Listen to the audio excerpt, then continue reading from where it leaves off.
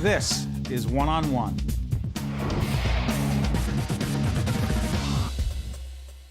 It is my honor, my pleasure to introduce the First Lady of New York Radio, Joan Hamburg, the host of the Joan Hamburg Show on WOR News Talk Radio 710. It is one of the most popular programs in radio across this country. How you doing? I'm great. I'm great. You know what? I am a Boy Scout, a Girl Scout. I get excited over everything we still do. And you're the same way. You know, every day is a discovery. I'm running all over this place. But I got to ask you something. Because we've known each other a while, and I've done your show a lot. I've subbed for you on the 3 days in the last 5 years you've missed. Come on, you know, that's their idea of a vacation. Leave it behind you.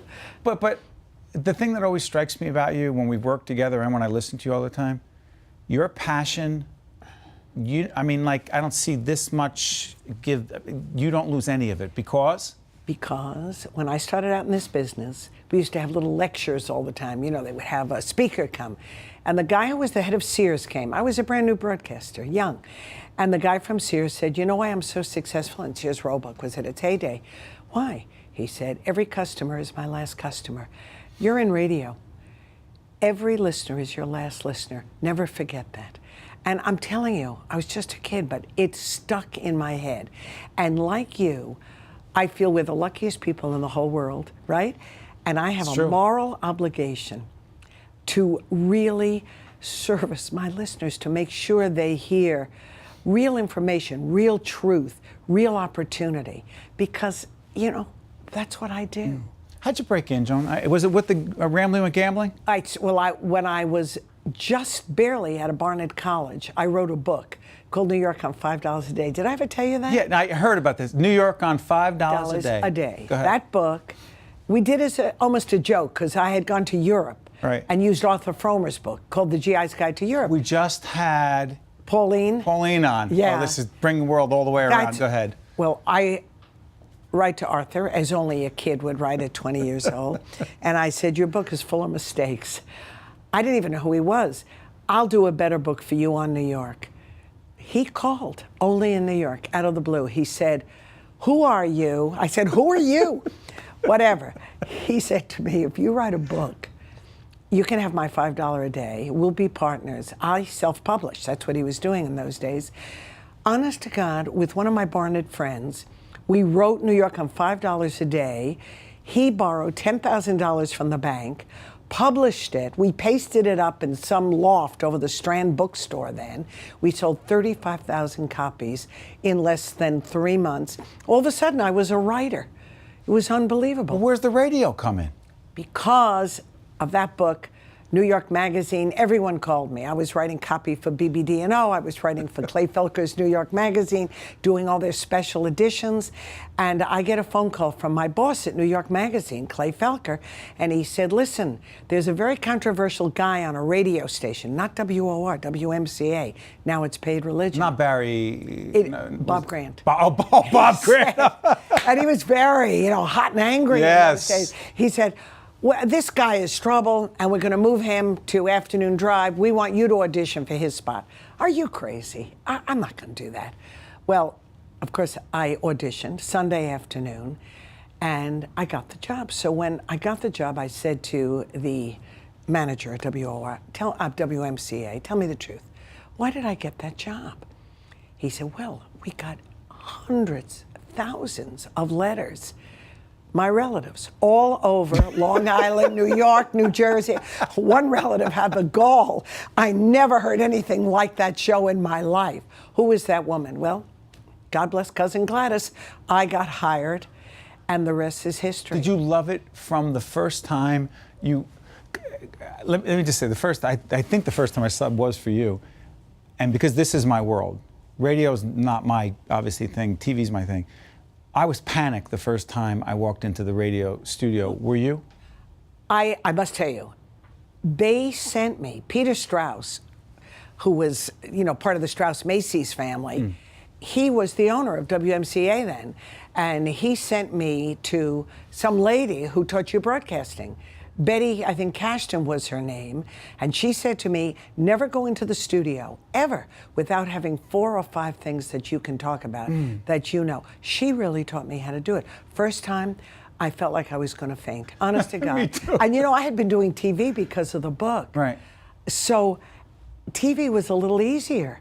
You know, there were cue cards and dummy boards and everything else. Radio, you sit there and you've got to fill. There's a microphone staring at you. And you have to fill a lot of air. So I got over it and I started to fall in love with it. And I always loved, Steve, information. I always say other women love jewels, I love information. But you love the audience. I love you the love audience. the callers. As I listen to you and I listen to people talk about you, the thing that always strikes me is the connection you have with your audience is really something special, and that's happened over a lot of years. How special is that to you? I really care a lot about them, and they know that. I swear I see them. You know, it's radio, and I've done TV along with radio for years, and I'd walk on the street and someone would say, oh, I saw you last night on channel, whatever, even though I hadn't been there in weeks. You were great. But radio, they're your family. No matter where you are, and we're very visible at WOR. You know, we broadcast from all over the world, all over New Jersey. But you're always doing, by the way, for those who Remote don't, broadcast. Yeah, go on the WOR website. WOR710.com. I knew she'd do that.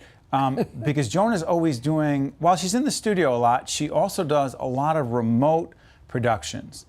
We've done things down at the Jersey Shore. Oh, you've come with me. And also, she was out at the over in Essex County at the, where was she, guys? You were at the, over by the Turtleback Zoo. You were over there. We were there at Timmy McClune's boathouse. the new boat. Where? Like, what is that? Like, you go out to places. We are everywhere. You're here in Manhattan at big at Sardi's, right? Sardi's live entertainment show. What's up with going out to places? Because it's radio the way it used to be. Live audience, people love it.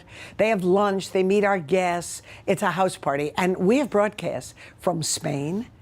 We have broadcasts from London, year in and year out, from France, you name it, and we're there. We were in Egypt, we were in Korea in the middle of the winter. We broadcast everywhere. We do a lot of travel stuff, too. Who goes? Everyone, the listeners, they pay for it. Not to New Jersey and stuff like that, I understand, you but know. that's part of it is the trip. They go on these adventures with us, you know. And you enjoy being with them.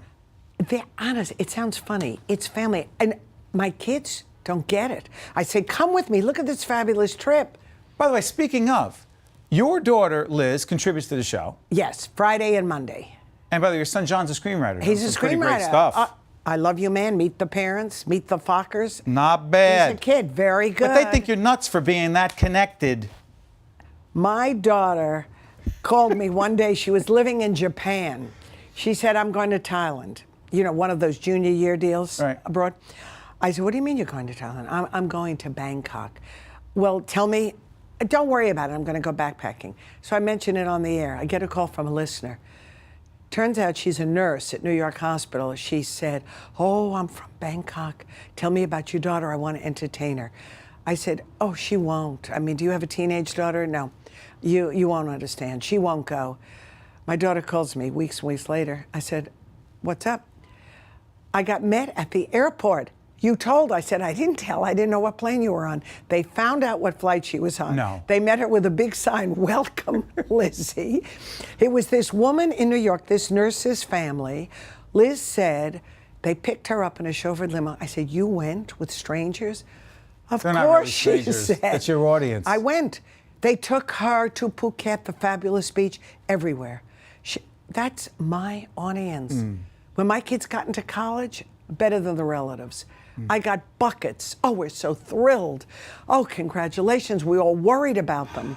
I got to ask you, Joan, the way you describe the audience, the family connection and being out there and all that, and the time you left, I'm curious, how after, by the way, how many years have you been broadcasting? I'd say about 32. All right. How do you, and I have seen you, sometimes when I'm subbing for Gambling or later on subbing for Governor Patterson, who's on after, you're in there right in the middle of the day. And I wonder how you keep it fresh every day. You know, Steve, you do a lot of broadcasts every week. But not every day the way you do. No. It's different. That is the biggest challenge that a daily broadcaster That's the has. difference. And you know, I think part of it is I do a lot of homework, a lot of homework. I don't have anyone on with a book if I haven't read that book. I write books. I know how frustrating it is. Someone doesn't read what you write. I go out to my husband's misery almost every night, because how can you fill 2 hours of air, even with tons of interviews? You have to know what you're talking about. So I'm at comedy clubs, I'm at new restaurants, I'm at lectures at the Y. Because you're always talking about where you just were and who you met. I'm everywhere. Plug your producer, Natalie. The best. My producer, Natalie, is a young woman who's been in this business since she got out of college. She is the hardest working young woman I have ever met.